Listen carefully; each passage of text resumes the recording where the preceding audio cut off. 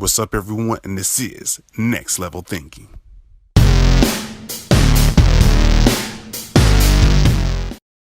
What's up, everyone? It's another episode of Next Level Thinking. As we always do, we bring you to the next level, great energy, and much more. It's your host, Chris Holmes, and today I have my special guest by the name of Britney Cummings.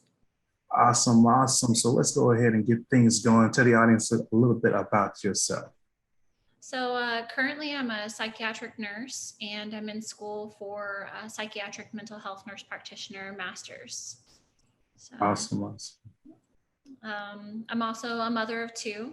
I have two girls, ages 11 and 14. Yeah. Great. So let's go into like the background story. What got you inspired to go into this so much more so we can know a little bit more about you, build that that bond? Yeah, so I mean, it just developed over time. Growing up, I knew I wanted to help people do something medical.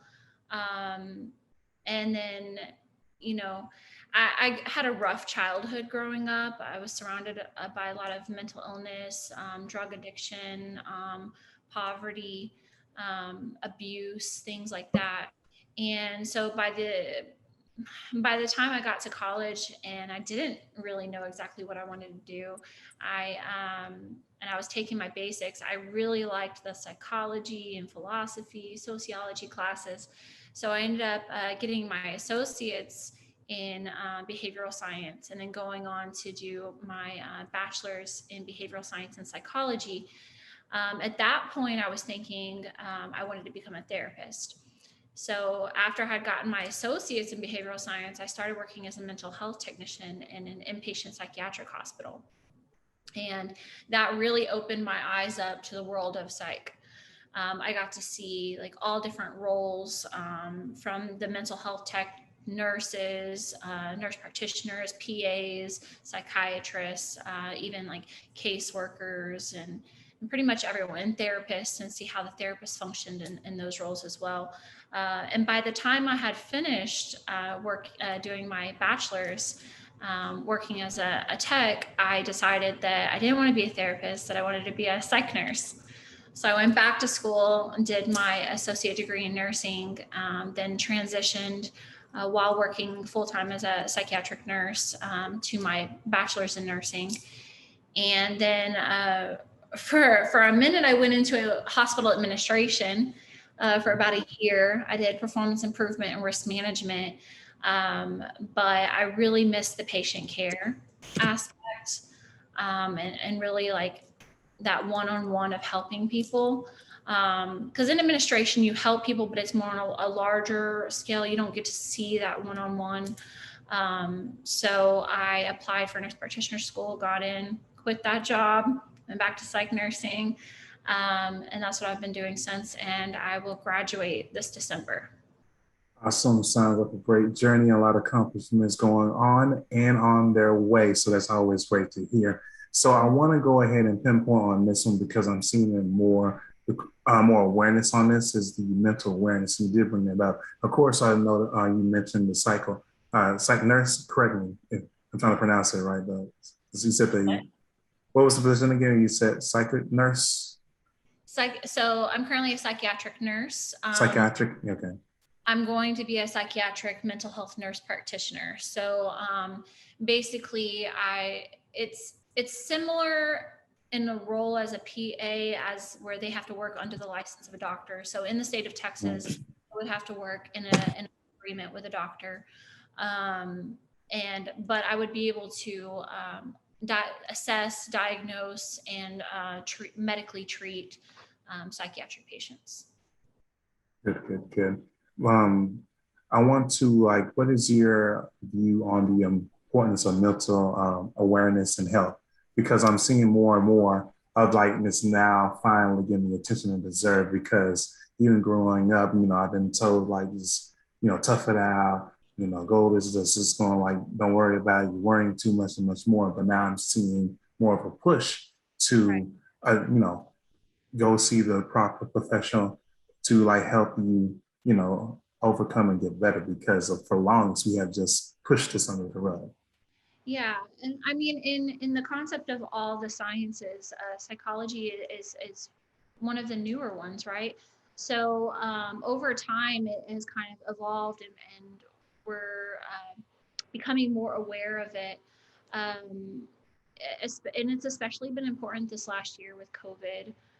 We're seeing increased violence, increased suicide, increased rates of depression due to like people being isolated, people have struggling financially with their relationships, and all of these compounding factors is making it more important now than ever. And I do see a lot more people talking about it, and I love that. I have always, pretty much in anything that I do advocate for mental health awareness. I've been doing the NAMI walk every year. NAMI is a great organization. I do that every year. And then even when I was a student, I was a vice president of the Texas Nursing Student Association. And I would have to do talks and presentations for, at the conventions with all the students. And I was always talking about mental health awareness because, man, even nursing school is like a lot of people are struggling. School is very stressful. I see a lot of my patients coming in when they're going through college, and a lot of people don't know. They're afraid to talk about it to other Mhm. people. They feel that stigma. It's still very much like a lot of people see it as in the movies. Those old classic movies with the padded walls and the straight jackets and this like Like just going obvious all crazy. crazy person that's just like, but really mental health, everybody struggles with mental health. Everybody, needs help, needs somebody to talk to. Um, and the mental illness part of it is not like in the movies. Like it's your neighbor, it's your mother, it's your cousin, like it's your best friend. And it really just takes like one major life event to seriously affect somebody enough to where they tip over into the diagnosable mental illness. So yeah, I mean, I'm definitely all about mental health awareness. I definitely plan on continuing to advocate. For a while, I recently left, but I was in the Texas Nurses Student, not Nurses Student, Texas Nurses Association Governmental Affairs Committee. And that's where like the organization will get together and they talk about where they stand on uh, different bills and laws and what they would like to change. And then we go and we lobby and we talk to the senators, we talk to the House of Representatives and try to get laws changed. And mental health is definitely in there as well. I mean, for nurses, especially like some of the highest rates of violence against nurses is in psychiatry, or the emergency room department, because they see a lot of psychiatric patients as well. Um, and it can be very dangerous. I'm also about to get with another person doing a live to talk to nurses about mental health and maintaining ourselves because we tend to absorb a lot of the stress that comes from working with mental illness. So. Yes, yes, and I'm glad it's getting a lot more awareness, and I'm glad that you also are doing the pathway into this much more and so involved with the community. So it's always great to hear things like that. But I want to know, like, what got you so influenced into becoming nurse, into the nursing field or the medical field? Because it seems like you're very passionate about it. You like to, giving persons to take care of the people you're involved with. So, what are your influences to get into this? I mean, my influence definitely stems from my childhood. Just growing up, like I said, I didn't grow up with money. Um, Grew up in a trailer park in a not so nice area. My mother struggled, and then she struggled with drug addiction. I ended up going to live with my grandmother. My So father you was, have like personal connections, so that's why it even brings that much closer. yeah, definitely a lot of personal connections, family members that are alcoholics, bipolar disorder, schizophrenia. A lot of family members with drug addiction and mental illness, and you know, just and then also like my own experiences with feelings of abandonment as a teenager, abandonment and abuse, being sexually, verbally, emotionally, mentally abused, and then becoming pregnant at 15. Oh, I was a teen mother. I had so a you have all kind of things building you, making you Yeah. stronger. So you like adversity, obstacles. Yes, a lot of obstacles, a lot of adversity. But yeah, I think just me personally experiencing those things and like finding ways to get myself through it. Like I want to help other people get through those things, because I've been there. I know how it feels, and I know that everybody who's going through these things, they're just like, like I said earlier, your best friend, your sister, your mother. These are people, they're human beings, and they're people that you love, and they deserve love, and they deserve support, and to be shown that it's okay to have these feelings. It's okay when you're going through something to talk about it and to have these feelings and to seek help, because there are treatments. Because and a lot of people don't understand the chemical dynamic to it, which is something that I have learned in nurse practitioner school. But the way that the serotonin, the dopamine, the norepinephrine, these neurotransmitters, they control different aspects of your mood, your attention, your motivation. So you may not have at the moment enough serotonin, enough dopamine. So by taking medications for even like 6 months can totally turn things around. Now, there are other mental illnesses such as like bipolar disorder and schizophrenia that require long-term medical treatment, because like, for instance, schizophrenia is basically where these people have too much dopamine. And so the medications that we give, they block the dopamine, um, in most pathways. There's one pathway where it increases it, and those control different symptoms. But there's definitely a medical component to it that a lot of people don't understand. So sometimes people, like, you'd be like, why are you depressed? There's no reason for you to be depressed. Well, yeah, like they have a neurotransmitter, a chemical imbalance. It's not that you don't even have to go through anything traumatic. You don't have to have these major life stressors. You could have the perfect life and still, feel down, and that's okay. And you can get past it. So, Well, you definitely educated me about that. I know our brains have so many functions and things like that, but with the way you broke it down, that brought me even more understanding of the importance of seeking out for people to help you, or even to the science behind it, because yeah. that's one thing that me included didn't have awareness of. And so Mhm. it's just a reminder that this goes so much further than most people can think of, but it's so common because you were saying like from your family member, the best friend, your mother, father. I mean, everybody has that how they go through, or like those mood changes and much more. And there are things that we can do that can affect the chemicals. So, like, for example, one of the things that I teach a lot to my patients is about diet, because I'll have patients coming in, they're taking these antidepressants, which is supposed to increase serotonin. Well, I'll ask them about their diet, and they have no appetite, they're not eating.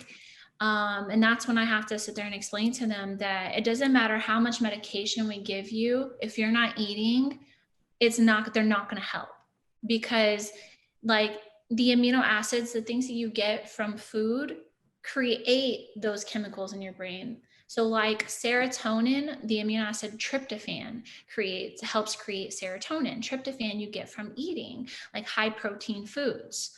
So if you're not eating, you're not creating those chemicals. All the antidepressants do are basically control the gates of the neurons.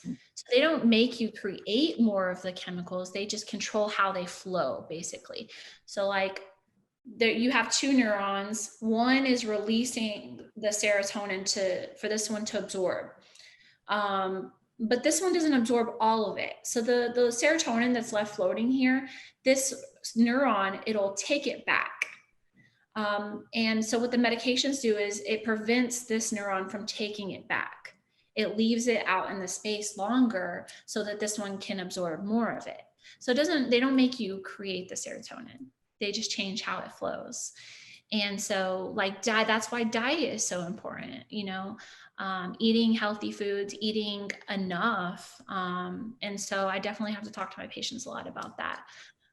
There are a lot of things that we can do to help improve that. Yeah, and that just as a reminder that everything starts with your gut.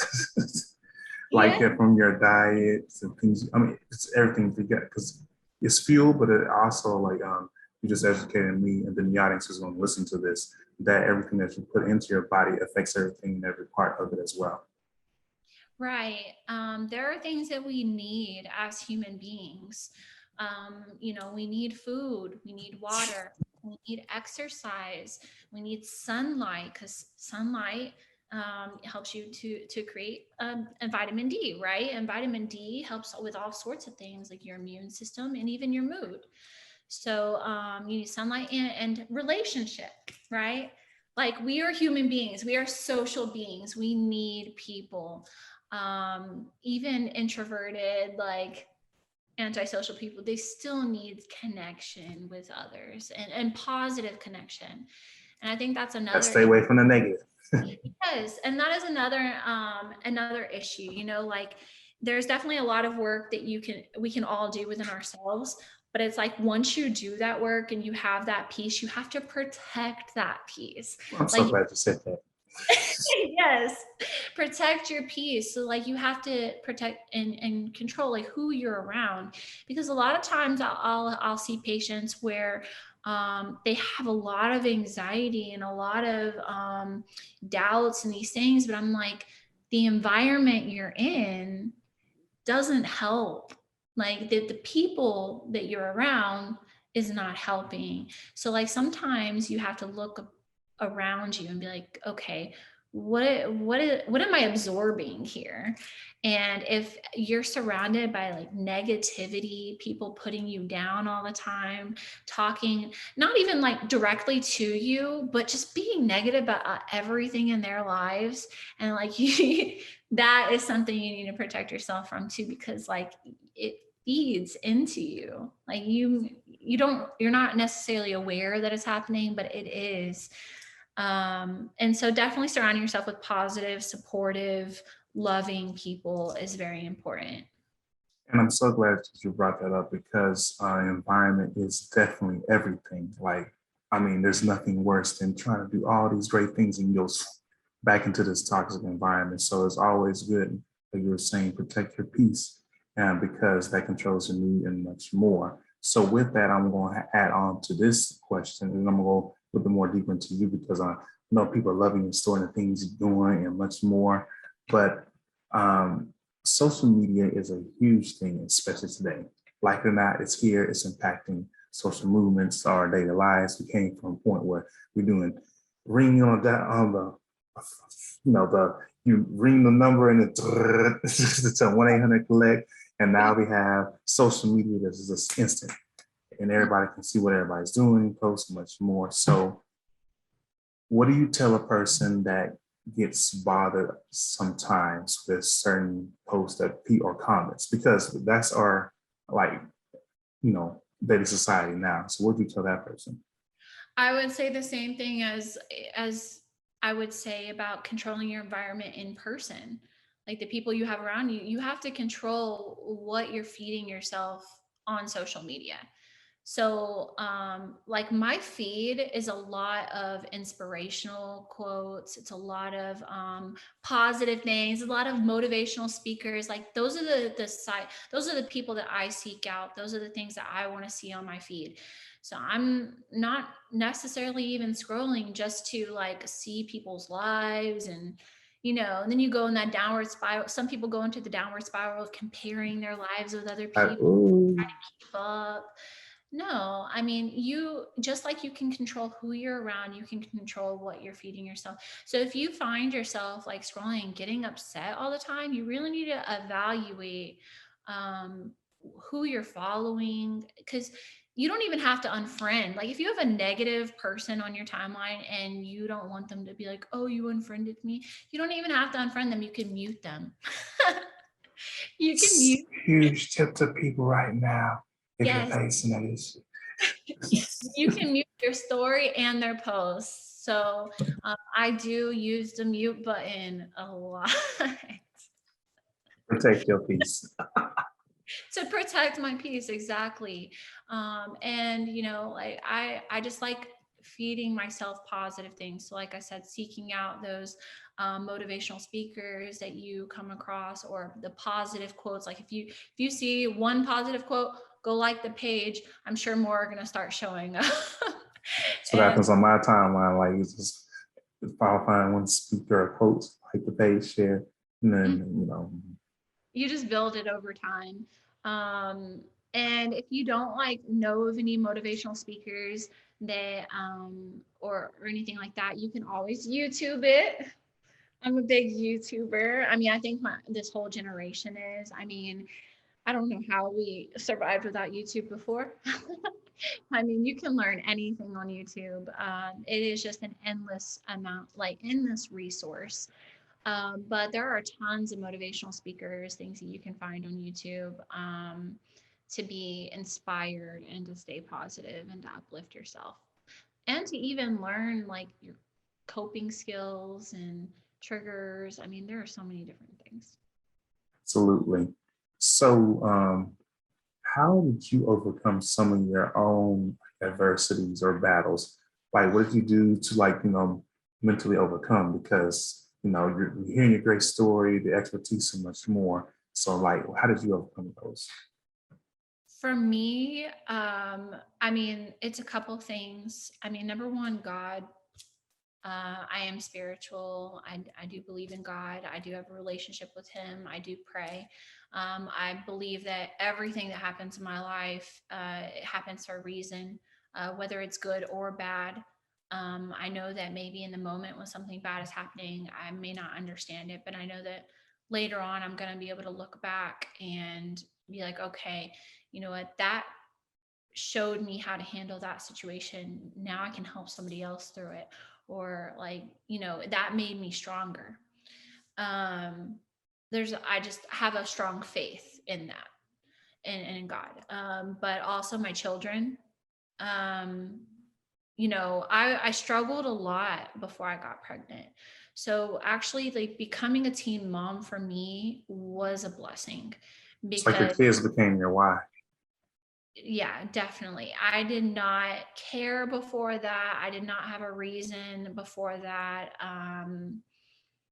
But once I got pregnant with her, you know, I had a lot of people in my life, family, friends, everybody around me, like telling me I should have gotten an abortion. I've ruined my life. I'm never going to be anything.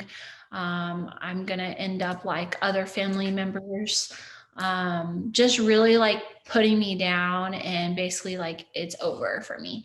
And so not only were my children like my driving force, but I think it was also this like part of me that was like, I'm going to prove you wrong.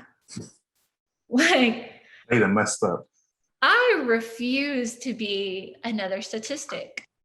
And I think for a long time that was like my driving force. And you know, it is a good thing, but it can also be a negative thing because I think that kind of fed from my like fear of failure also, which can be a bad thing in itself, which I did have to get over later on. But yeah, I think just determination, believing that in myself, my self efficacy, that I can do it. Um, I had strong self efficacy at that time. I didn't necessarily have high self esteem. I've had to build that over the years. and just like working on myself and through my childhood traumas, like continually working on those things. It's definitely high now. But I think having the high self-efficacy, the belief that I can do it, the belief in God, and then having that strong reason, being my children, that combination.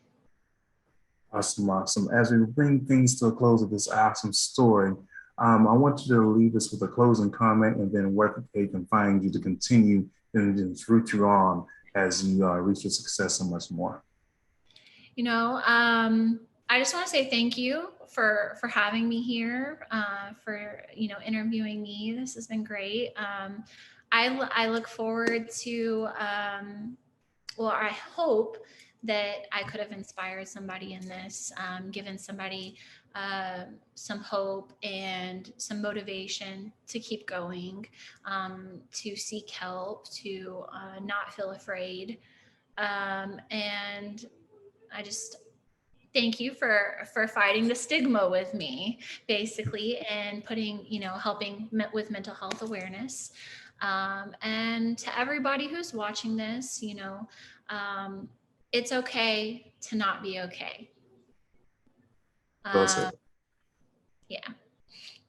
So you can find me on Instagram at Brit Delyn. That's BritDelynn.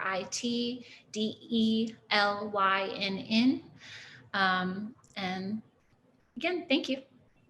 Awesome. Dropping mic, knowledge, inspiration, and it is okay to not be okay, but we are growing because it's our adversities, our challenges that makes the story impacting and inspirational. Yes. That's the key. So, so as we're closing up, it's your host, Chris Holmes, as always, helping you take it to the next level, inspiration and much more. And I have my lovely guest by the name of Britney Cummings. Awesome, awesome. Make sure you subscribe, comment, keep the conversation going because we all in this to achieve success and much more. And remember to take it to the next level. Peace.